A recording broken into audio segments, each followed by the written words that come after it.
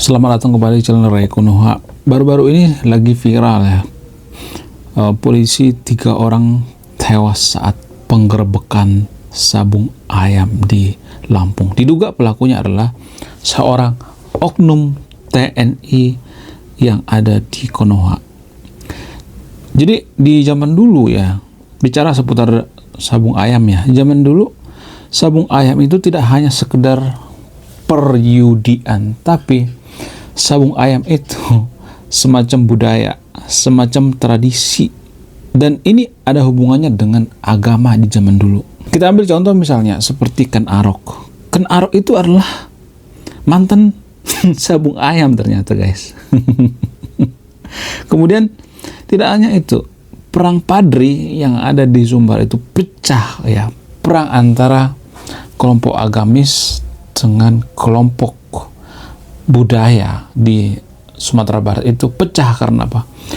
Karena sabung ayam juga ya, karena mereka kesel dengan orang yang suka main sabung ayam ya. Kemudian ada cerita-cerita folklore yang terinspirasi daripada sabung ayam seperti cerita Sindelaras dan lain sebagainya.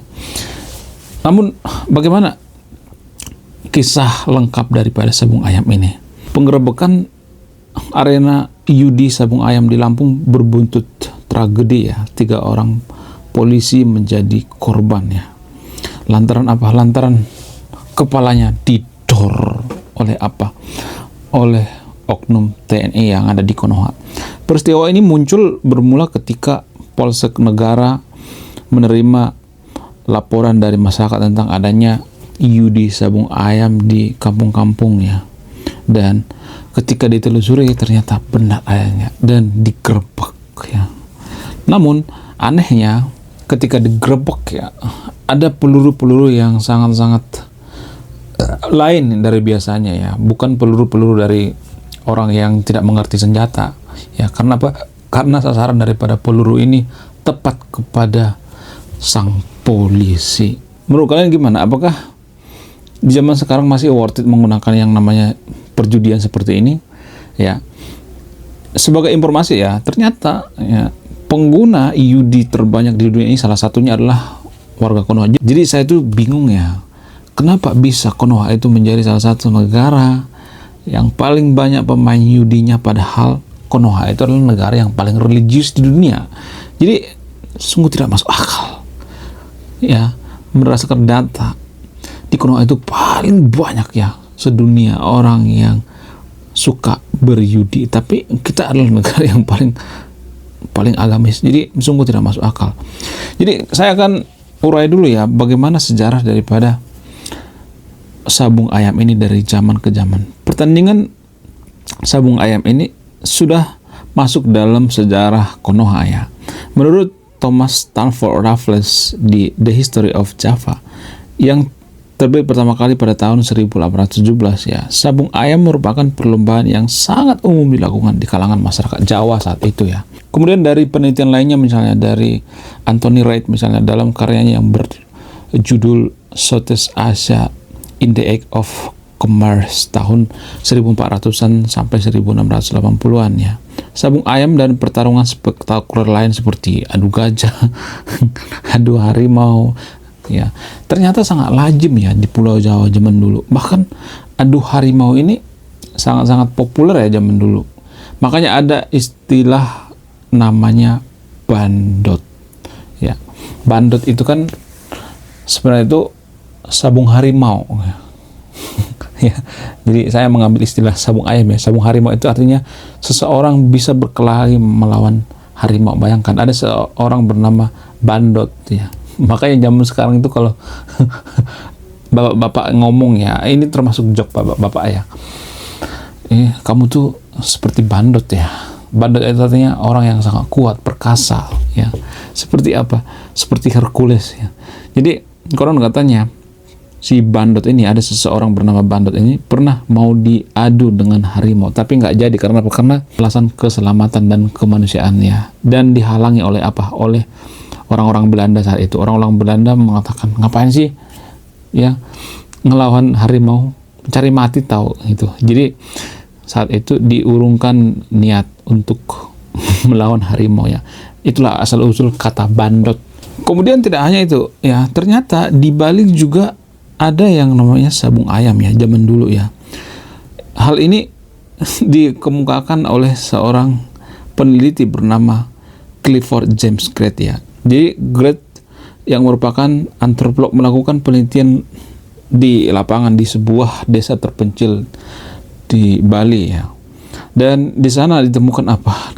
Ditemukan sabung ayam yang disaksikannya bersama-sama ya, rame-rame. Karena apa? Karena zaman itu sabung ayam itu tidak seperti di zaman sekarang ini ya, dilarang, ada perjudian segala macam. Itu semacam tradisi atau budaya. Karena dalam sabung ayam itu ada nilai-nilai gitu. Apa itu nilai-nilai? Nilai-nilai kejantanan ya. Nilai-nilai apa? Nilai-nilai kekuatan ya dalam bertempur. Jadi makanya masyarakat Jawa atau orang-orang Bali zaman dulu itu sangat menyukai yang namanya sabung ayam. Kemudian praktik sabung ayam juga semakin dikenal melalui folklore Cindelaras yang mengambil latar di zaman kerajaan Janggala abad kedua ya. Jadi folklore atau cerita rakyat ini mengambil latar di zaman kerajaan Galuh pada abad ke-8 ya. Kedua folklore ini ya sama-sama menceritakan putra raja yang terbuang yang kemudian kembali dipertemukan dengan sang ayah yang seorang raja melalui sabung ayam. Ya, agak unik ya ceritanya. Lalu ada pula sumber lain seperti dari sumber Lagaligo misalnya, dari Bugis misalnya. Ya, di Bugis juga ternyata ada kegemaran sabung ayam. Nggak hanya di Pulau Jawa, nggak hanya di Bali, tapi di Bugis juga ya. Sementara dalam kitab Pararaton, Ken Arok diriwayatkan sebagai tukang sabung juga ternyata Ken Arok ya. Ada yang mengatakan bahwa Ken Arok ini dulunya ada begal, sabung ayam dan sebagainya ya. Namun nasibnya bisa menjadi raja ya. Tragedi terbunuhnya Raja Singasari oleh Tahjaya, sang adik tiri, juga terjadi saat sang raja menonton sabung ayam ya. Lagi-lagi sabung ayam. Kalau di dunia barat itu sabung ayam ini mirip-mirip seperti Spartan ya, atau manusia melawan singa ya. Di luar negeri kan ada seperti itu ya, semacam Spartan ya, hiburan ya. Sementara itu kerajaan Bone dan kerajaan Goa direwayatkan pernah berperan gara-gara sabung ayam ya. Bukan sembarang sabung ayam ya. Konon katanya ayam jantan yang diadu sekaligus menjadi wahana atau kesaktian Raja Goa. Jadi pada intinya sabung ayam ini memiliki sejarah yang panjang di Indonesia dan lekat dengan praktek-praktek periudian dan pertaruhannya. Namun ya, kini sabung ayam juga menyebabkan masalah ya zaman sekarang ini. Dulu waktu saya kecil itu sabung ayam di kampung saya itu dilakukan di kuburan guys. Bayangkan. Kenapa? Untuk menghindari polisi. Karena saat polisi razia mereka nggak kepikiran ya di kuburan ya. Bayangkan coba ya, sampai di kuburan. Nggak ada ahlak emang. Tapi seru ya. Waktu saya kecil saya belum tahu apakah sabung ayam ini legal atau tidak. Saya nggak mengerti. Yang penting asik aja nonton sabung ayam. Asik gitu ya. Ya bagi kita laki-laki itu asik. Karena apa? Karena di situ ada yang namanya semacam maskulinitas ya, testosteron ya. Jadi testosteron cowok itu kan sangat syarat dengan yang namanya maskulinitas ya ya. Ya, berantam ya, berkelahi, itu kan kerjaan daripada cowok. Karena apa? Karena itu dorongan daripada testosteron ya. Beda dengan wanita. Misalnya wanita itu hormonnya itu hormon testosteron ya, sehingga wanita itu didesain untuk menjaga, merawat. Jadi hal-hal seperti ini kan tidak disukai oleh perempuan ya. Jadi kalau boleh jujur ya, hal ini muncul ya kalau menurut data dari psikolog ya. Hal seperti ini muncul karena apa? Karena dorongan daripada maskulinitas dorongan daripada maskulinitas laki-laki ya. Apapun itu ya yang berbau kegiatan laki-laki seperti game ya. Game itu ya, bahkan main catur sekalipun. Bagi laki-laki kalau kita main catur itu, kalau kita kalah Ya, jangankan sabung ayam, kalau kita kalah itu rasanya itu nggak bisa tidur sampai 3 hari 3 malam. Kok saya kalah ya main catur. Jadi hal-hal seperti itu ya, game sekalipun memicu adrenalin ya. Ini adalah bagian-bagian daripada adrenalin daripada laki-laki ya, memacu testosteron ya. Kalau boleh jujur ya, di zaman sekarang ini ya, zamannya feminisme ya, bukan zamannya laki-laki lagi zaman sekarang ini ya. Kalau zaman dulu kan zamannya laki-laki ya. Apa itu zamannya laki-laki zaman dulu ya? Seperti Perang Dunia Kedua, Perang Dunia Pertama itu kan dunia maskulin ya. Karena apa? Karena saat itu dunia memperebutkan siapa sih yang jadi penguasa dunia. Lahirlah Amerika, yang kebetulan Amerika memenangkan perang ya. Amerika, Inggris, dan Uni Soviet ya. Dan terakhir itu di final itu perang dingin itu Amerika versus Uni Soviet. Itu sebenarnya bentuk daripada maskulinitas ya, kalau saya perhatikan. Jadi dunia ini sebenarnya nggak bisa lepas yang namanya dunia maskulinitas. Sepak bola juga dunia maskulinitas ya. Jadi sabung ayam dan lain sebagainya ini adalah kerjaan daripada cowok. Jadi kalau kita perhatikan ya, cowok itu kalau misalnya ada meme ya, jadi meme cowok itu sangat-sangat tragis guys. Jadi hanya cowok ya, hanya di dalam dunia cowok itu kalau misalnya ada orang yang meninggal ya cowok diketawain. Karena bagi cowok itu lucu ya kalau misalnya ada meme ya. Mungkin lu pada pernah nonton video atau meme ya, ada seorang pria menggunakan penutup kepala ya, seperti baju zirah ya, seperti zaman dulu lah, zaman kerajaan zaman dulu ya, menggunakan topeng ya, terus matanya cuman kelihatan segini, terus menggunakan baju besi ya, menggunakan senjata, menggunakan sepatu besi ya, serba besi semuanya.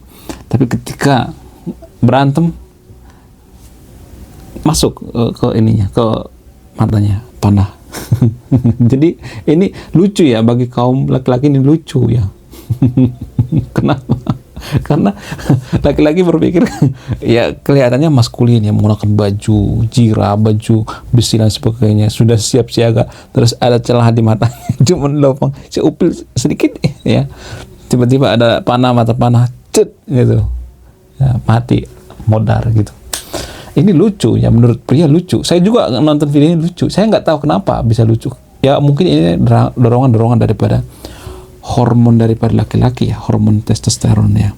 Jadi sabung ayam ini adalah bentuk dari bentuk daripada representasi daripada hormon si laki-laki ya. Semua ya, pertandingan tinju, UFC dan lain sebagainya itu muncul karena apa? Karena hormon laki-laki ya, secara psikologi. Waktu saya kecil ya, saya tuh berpikir ya, dari kecil saya berpikir, kenapa ada orang yang sengaja ya, misalnya nih kita lagi lari-lari sama teman saya ya, misalnya nih kita lari-lari ya sama teman-teman kita, sesama cowok ya biasanya ya. Dulu waktu saya kelas 2 SD itu, saya pernah didorong sama seorang laki-laki teman saya ya, satu kelas ya. Saya tuh didorong ya, waktu keluar dari kelas itu tiba-tiba saya didorong ya, dijorokin gitu. Terus saya berpikir, kenapa saya dijorokin? Saya tuh sebenarnya nggak dendam ya sama teman saya, nggak benci, saya juga nggak membalas ya, karena saya kasihan juga ya, kalau saya pukul juga, bonyok kan kasihan juga kan, dimarahin sama guru juga, bisa dikeluarin dari sekolah juga. Nah, saat itu saya berpikir, kenapa saya didorong? Saya kan nggak ada salah apa-apa, kenapa saya didorong? Ya, zaman dulu saya tuh berpikir, kenapa saya didorong? Nah, karena saat itu saya berpikirnya keras banget ya, kenapa saya didorong. Nah, makin gede, makin dewasa saya berpikir, oh itu adalah bagian daripada hormon. Ternyata hormon testosteron pria itu ya pengennya seperti itu, berantem ya. Semakin hormonnya itu kuatnya, semakin tinggi, maka semakin kuat dorongan untuk berkelahi atau berantem. Sama seperti orang petinju misalnya. Petinju itu kalau kalah itu bisa stres loh. Kenapa? Karena itu dorongan daripada hormonnya, hormon testosteronnya, sifat kelaki-lakian ya seorang pria. Jadi dari dulu saya berpikir, kenapa ya saya didorong, dari dulu saya berpikir seperti itu. Apakah karena dia jahat apa segala macam?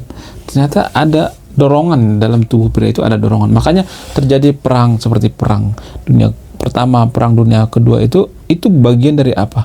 Bagian daripada hormon manusia, yaitu laki-laki. Dan ini juga sama sabung ayam ini ya. Kalau kita mengambil dari sudut pandang psikolog itu, ya sabung ayam ini adalah representasi daripada hormon daripada laki-laki. Oke, terima kasih sudah menyimak dan memahami video ini. Saya Reko Noah, salam rasional.